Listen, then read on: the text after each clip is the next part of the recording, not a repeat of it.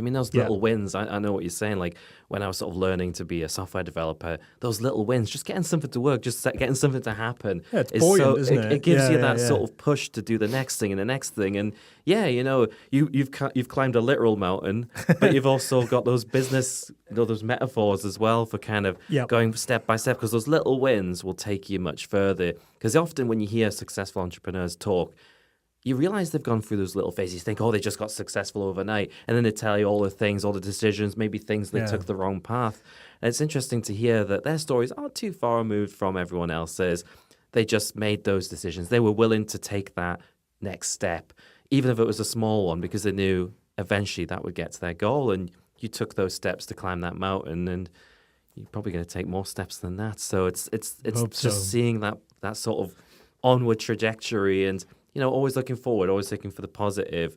You know, even if things have turned and started negative, you can always turn that around, and you just have to take that first small step and see where it takes you. Okay, that's great. Thanks, Jamie, for sharing that. So, has there ever been like a drinks or a dinner or something where you've been out and some inspiration has happened? Maybe someone's inspired you there. Has anything like that happened to you?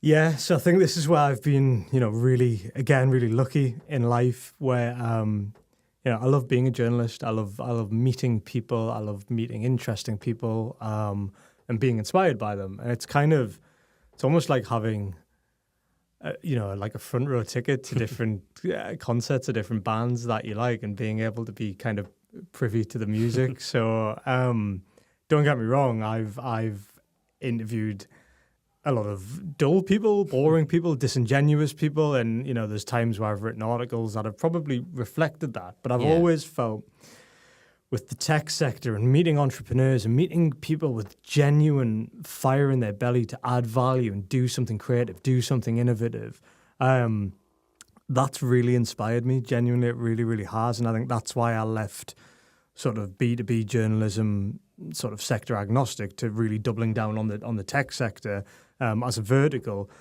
So there are many entrepreneurs in the Northeast where we've done traditional, I've gone in their office and interviewed them, or I've done open dinners and we've talked and I've written it up, or we've done roundtables, or I've had people on stage. You know, we had Atif, the Wutzano founder, at the TechNext Festival in the summer.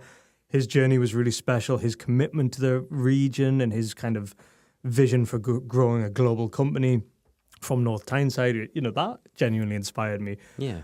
But I think, you know, I understand the nature of the question. Like a drinks thing, you might expect it to be, you know, a glass of beer or wine in a pub setting or restaurant setting sort of thing. But actually, if I'm really honest, again, to go back to hospital, I was in the third hospital, and the setting that I was in, I'd had a little bit of movement in a toe, but the kind of the weeks had come and went, and kind of progress had plateaued. Yeah.